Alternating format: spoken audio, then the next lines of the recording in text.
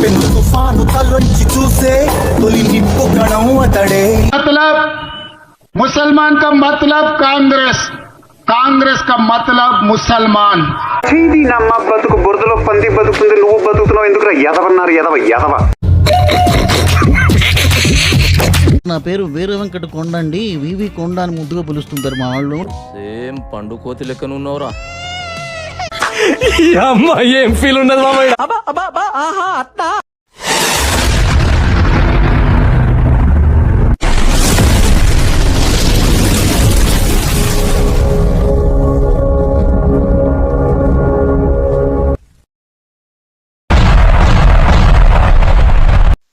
నమస్తే, భారత్ ఇతిహాస్ యూట్యూబ్ ఛానల్కు స్వాగతం సుస్వాగతం. నేను మీ వెంకట్.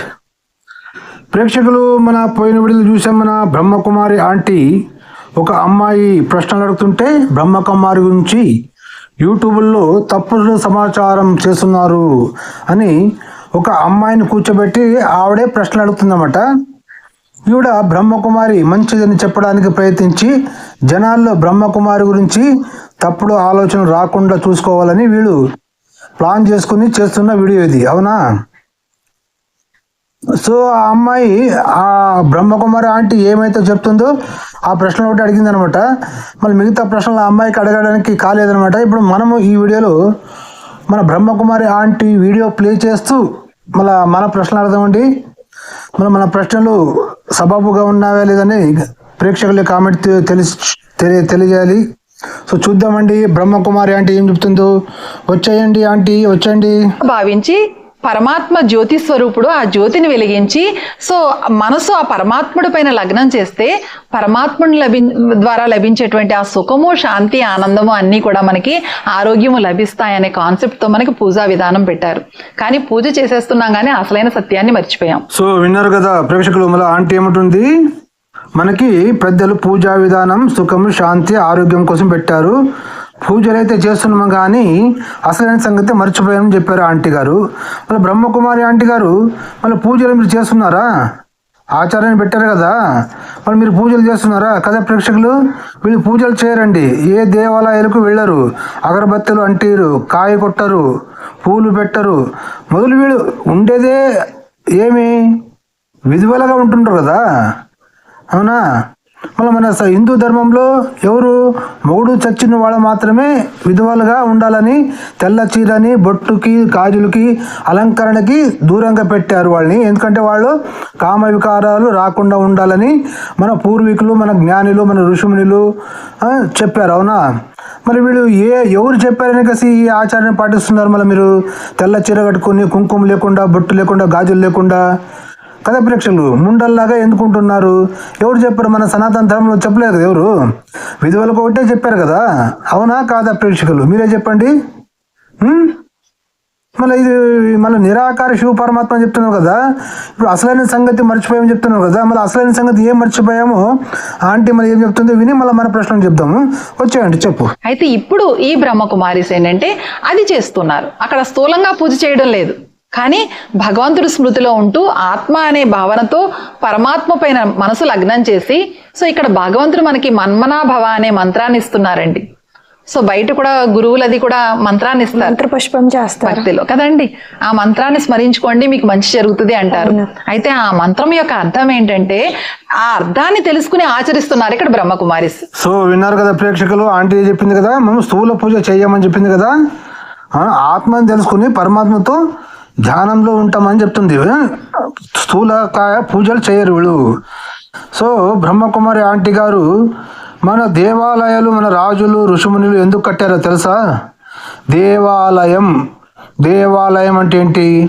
ప్రజలు దేవాలయానికి వచ్చి దేవుని గురించి శృతి చేయడమే, ధ్యానం చేయడానికి కోసమే దేవాలయాలు కట్టారు. దేవాలయం అంటే అర్థం ఏంటి?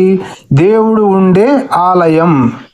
ఆ ఆలయంలోన మనం వెళ్ళి దేవుడిలో లయమైపోవడమే ధ్యానం చెయ్యండి అని చెప్పడానికి చెప్పింది కాబట్టి. కానీ మనం ఏం చేస్తున్నామంటే తప్పు, గుడికి వెళ్ళి మీరు చెప్పినట్లు పూజలు చేస్తున్నాము, దేవునికి చేతులెత్తి నమస్కరిస్తున్నాము, వచ్చేస్తున్నాం, అవునా? దాని నుంచి సుఖము, సంతోషము, ఆరోగ్యం లభిస్తుంది. కానీ అక్కడ కూర్చొని ధ్యానం చేయడమే కోసమే దేవాలయాలు ఉన్నవి. దేవాలయానికి వెళ్ళిన తర్వాత మీరు స్థూలంగా పూజలు చేసుకున్న తర్వాత మీ సమయం ఎంత అవుతుందో 10 నిమిషాలు 15 నిమిషాలు అరగంట 1 గంట అయినా కూడా మీరు మెడిటేషన్ చేసుకోవచ్చు దేవాలయాల్లో. అది దేవాలయాలు కట్టింది నిర్మించింది అందుకోసమే కదా. దేవునిలో లయమైపోవడానికి మనుషులు వచ్చి దేవునిలో లయమైపోవడానికే దేవాలయం. అక్కడ వెళ్ళిన తర్వాత దేవునిలో లయమైపోవడానికే దేవాలయాలు కట్టారు అంటే అవునా కదా ప్రేక్షకులు? కానీ మన ప్రజలు ఏం చేస్తున్నారు, అక్కడ ధ్యానం చేసుకోకుండా దేవాలయంలో ఒక పాజిటివ్ ఎనర్జీ ఉంటుంది, అక్కడ ధ్యానం చేసుకోకుండా ఇలాంటి సన్యాసులు ముండలు ఉండే తెల్ల చీరలు కట్టుకుని మన సనాతన ధర్మం చెప్పారు కదా ముండలకు ఇలా ఉండాలని. మళ్ళీ వీళ్ళేమో చెప్తారు తర్వాత స్టిక్కర్ అంటిస్తారని. స్టిక్కర్ ఎందుకు అంటేయాలి? మరి మీరు హిందువులు అన్నప్పుడు స్టిక్కర్ అంటించేది ఎవరి పద్ధతి? అది మన పద్ధతి కాదు కదా. మీరు హిందూ ధర్మాన్ని పాటిస్తున్నప్పుడు లక్షణంగా సింధూరమే అంటేయాలి, కుంకుమని అంటేయాలి. అవునా కదా ప్రేక్షకులు? వీళ్ళు స్టిక్కర్ అంటేస్తారంట స్టిక్కర్. మళ్ళీ గాజులు ఎందుకు వేసుకోరు కదా ప్రేక్షకులు? మన సనాతన ధర్మంలో ఆడపిల్ల సుమంగళిగా ఉండాలనేది పద్ధతి ఉంది. మళ్ళీ ఇది మన హిందూ ధర్మం చెప్పారా లేకపోతే శివ పార్వతుడు చెప్పాడా? శివుడు చెప్తాడండి ఎవరికైనా? శివుడు వచ్చి చెప్తాడా మీరు గాజులు వేసుకోకండి, బొట్టు పెట్టుకోకండి, తెల్ల బట్టలే కట్టుకోండి అని చెప్తాడా? అంత మన ప్రయత్నమే, మనం సృష్టించుకునిందే. మనిషి నుంచి పుట్టింది మతము. హిందూ సనాతన ధర్మం ఉన్నది జ్ఞానము. మనిషి బ్రతకడానికి దైవంతో ఎలా అనుసంధానం చేయాలని చెప్పే జ్ఞానం సనాతన ధర్మంలో ఒకటే ఉంది, వేరే ఎక్కడ లేదు. ఎన్ని మతాలు పుట్టుకొచ్చినా అవి కలిపురుషుల మతాలు. ఒక మనిషి నుంచి ఎవరు దాదా లేఖరాజ్ త్రిపాఠి అని అరగుండు తాత, ఈ అరగుండు తాత నుండి పుట్టిన మతము. మనిషి నుంచి పుట్టినది మతమే అవుతుంది కదా ప్రేక్షకులు? సరే ముందేం చెప్తుందా అంటే విందాం. ఏంటంటే మన్మనాభవ మంత్రం అంటే నేను ఆత్మను ఆత్మగా భావిస్తేనే, ఎందుకంటే శరీరం అనుకుంటే పరమాత్మ పైన లగ్నం చేయలేం. ఎందుకంటే శరీరానికి సంబంధించిన వ్యక్తులు కానీ వస్తువులు కానీ ఇవన్నీ నాకు జ్ఞాపకం వస్తూ ఉంటాయి. అందుకని కాసేపు నేను ఈ శరీరాన్ని పక్కన పెట్టి నేను ఆత్మగా భావించి పరమాత్మతో నా మనసు జోడిస్తే పరమాత్మ నుంచి నాకు ఏదైతే కావాలని కోరుకుంటున్నానో అవన్నీ కూడా నాకు దొరుకుతాయి అన్నమాట. సో విన్నారు కదా ప్రేక్షకులు, మన ఆంటీ ఏమంటుంది, మనం శరీరం అనేది కాసేపు మర్చిపెట్టి నేను ఆత్మని అని పరమాత్మతో ధ్యానం చేస్తే మనం ఏమి కోరుకుంటామో అవి మనకి లభిస్తావి అని చెప్తుంది ఆంటీ. అవునా ఆంటీ? మనకి అన్ని లభిస్తావని గ్యారంటీ చెప్తారా, చెప్పగలరా మీరు? మరి ఒకవేళ అన్ని లభించేటట్లుంటే మరి దాదా లేఖరాజు త్రిపాఠి అరగుండు తాతకి దేవుడు సాక్షాత్కారమైనాడు కదా. మరి వాడు నాకు చావే లేకుండా చెయ్యనికేసి వేడుకోవచ్చు కదా. మళ్ళీ మీరు కానీ నాన్న కానీ ఇప్పుడు ఎంతమంది బ్రహ్మ కుమారులు ఉన్నారు, అంతమందిలో మీరు ఏం కోరుకుంటే అది ఇస్తాడు కదా పరమాత్ముడు. మళ్ళీ నాకు చావే లేనట్లు కోరుకుంటే చూద్దాం ఒక్కరైనా. అవునా కదా ప్రేక్షకులు? ఇప్పుడు వీడియో చెప్పింది కదా మేము ఏమి కోరుకుంటే అది ఇస్తాడని చెప్తుంది కదా. మరి ఇస్తే చెప్పండి, మీరు కోరుకోండి. ప్రపంచ కళ్యాణం కోసం కోరుకుంటారు కదా. సో ప్రపంచ మానవాళ్ళు ఎంతమంది రోగులు ఉన్నారో, క్యాన్సర్ హాస్పిటల్ కానీ ఎన్ని హాస్పిటల్ కానీ, వాళ్ళకి రోగాలు లేకుండా చెయ్యి స్వామి అని మీరు వేడుకొనికేసి అందరూ ఆరోగ్యంగా చేయండి చూద్దాం. మీరు ఏం కోరుకుంటే అది ఇస్తాడని చెప్తున్నారు కదా ప్రేక్షకులు? మాటే కదా. మళ్ళీ ఆ తర్వాత ఏమని చెప్తాడు, అవన్నీ కర్మాలు అంటారు. కర్మలు కదా, మళ్ళీ కర్మలు కానీ ఏం కానీ. ఇప్పుడు మీరు ఏమన్నారు, ఎందుకంటే వీళ్ళు ఎవరు చేసిన కర్మ వాళ్ళకి కర్మ అనుభవించాలని చెప్తారు. మళ్ళీ కర్మలు అనుభవించేటట్లు ఉంటే మళ్ళీ వేడుకునేది ఎందుకు శివ పరమాత్మని? వేడుకుంటే మీరే అన్నారు కదా ఇప్పుడు, మనం ఏది కోరుకుంటామో అది మాకు ఇస్తాడని మీరే చెప్పారు కదా. అవుదా కదా ప్రేక్షకులు? అవునా కాదా? మరి ఏది కోరుకుంటే అది లభించినప్పుడు ఇదే కోరుకోండి కదా. ప్రపంచమంతా ఎంత క్యాన్సర్ హాస్పిటల్ ఉన్నాయో, ఎంతమంది ఆరోగ్యంతో బాధపడుతున్నారో వాళ్ళందరికీ ఆరోగ్యాన్ని ఇచ్చి చావు లేకుండా చెయ్యి పరమాత్మని వేడుకుంకేసి చేసి చూపిస్తారా కదా ప్రేక్షకులు? సరే ముందునండి. అందుకని సాత్విక ఆహారం తీసుకుంటేనే మనకి చూడండి, వ్రతం చేసినా ఏం చేసినా కూడా మనం సాత్విక ఆహారమే కదా. మాంసాహారం నైవేద్యం పెడుతున్నామా లేదా? ఇక్కడ నేను ఒక్కటి మిమ్మల్ని అడగాలి, ఎందుకంటే మీరు నన్ను క్వశ్చన్లు వేస్తున్నారు కదా, నేను కూడా క్వశ్చన్ వేయాలనుకుంటున్నాను. సో ఎందుకంటే ఏ సనాతన ధర్మం సిగరెట్ కాల్చమని చెప్పింది, ఏ సనాతన ధర్మంలో మందు తాగమని చెప్పింది? ఏ సనాతన ధర్మం మర్డర్లు చేయమని చెప్పింది? ఏ సనాతన ధర్మం మానభంగాలు చేయమని చెప్పింది? ఏ సనాతన ధర్మం అసత్యాలు చెప్పమని చెప్పింది? సనాతన ధర్మం. వా వా వా వా ఏం బ్రహ్మకుమారి ఆంటీ గారు ఏం అడిగారండి మీరు ప్రశ్నలో ఆ అమ్మాయిని అడిగారు. విన్నారు కదా ప్రేక్షకులు, ఏమంటుంది ఆంటీ? ఏ సనాతన ధర్మం చెప్పింది సిగరెట్ కాల్చమని? ఏ సనాతన ధర్మం చెప్పింది మందు తాగమని?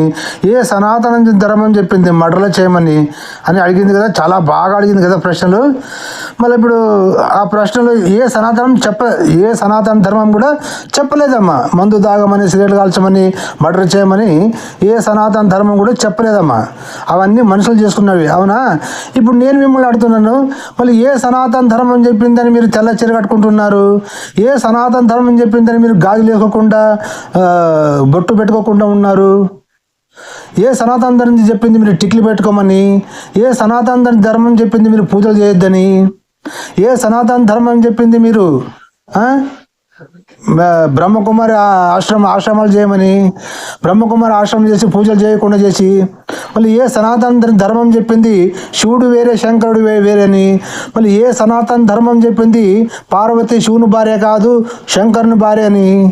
కదా ప్రేక్షకులు, మరి ఇప్పుడు మేము ఈ ప్రశ్న అడుగుతున్నాం కదా, మరి దీనికి కూడా మీరు సమాధానం చెప్పాలి కదా ప్రేక్షకులు.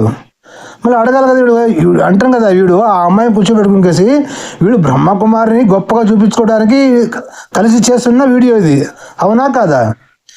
నిజంగా ఆ అమ్మాయి ప్రశ్నలు అడుగుతుంటే వీడు సమాధానం చెప్పే శక్తి ఉంటే, ఇప్పుడు నేను అడిగాను కదా ప్రశ్నలు, నా నంబర్ ఉంటుంది యూట్యూబ్లో, ఫోన్ చేసి మళ్ళీ ఆ ప్రశ్నలకు సమాధానం చెప్పండి. మీకు నిజంగా నిజాయితీ మీతో ఉంటే, మీరు నిజంగా శివ పరమాత్మని దేవుడు ఉన్నాడు నమ్ముతున్నాడు అనుకుంటే కదా ప్రేక్షకులు. సో ప్రేక్షకులు, మళ్ళా ఇప్పుడు నేను అడిగిన ప్రశ్నలు ఏ సనాతన ధర్మం చెప్పింది? సనాతన ధర్మం ఏం చెప్పింది? మొగుడు చచ్చిన వాళ్ళు ఒకటే తెల్ల చీరలు కట్టుకోవాలి, కుంకుమ పెట్టుకోకూడదు, గాజులు పెట్టుకోకూడదు. ఎందుకంటే వాళ్ళకి కామ వికారాలు కలగకుండా ఉండడానికి మన సనాతన ధర్మంలో పెట్టిన ఒక ఆచారము కదా. మళ్ళీ మీరు మొగుడు ఉన్నవాడు తెల్ల చీర కట్టుకుంటున్నారు, మొగుడు లేనివారు కన్య పిల్లలు కూడా తెల్ల చీర కట్టుకుని బొట్టు పెట్టుకోరు, గాజులు వేసుకోరు. మళ్ళీ ఇది ఏ సనాతన ధర్మం చెప్పిందని మీరు పాటిస్తున్నారక్క ఆంటీ కదా ప్రేక్షకులు. మళ్ళీ శివుడు పార్వతి శివుని భార్య కాదు శంకరుని భార్య. శంకరుడు శరీరం ఉంది, శివునికి అసలు శరీరమే లేదు, అతను శరీరమే తీసుకోడు, నిరాకారుడు అని మీరు ఎలా ఏ సనాతన ధర్మం చెప్పింది? ఏ సనాతన ధర్మంలో ఉంది చెప్పాలి కదా ప్రేక్షకులు. మరి ప్రేక్షకులు మళ్ళీ మీరేమంటారు? మా ఈ ప్రశ్నలకి మీ అభిప్రాయాన్ని తప్పక కామెంట్ తెలియజేయండి.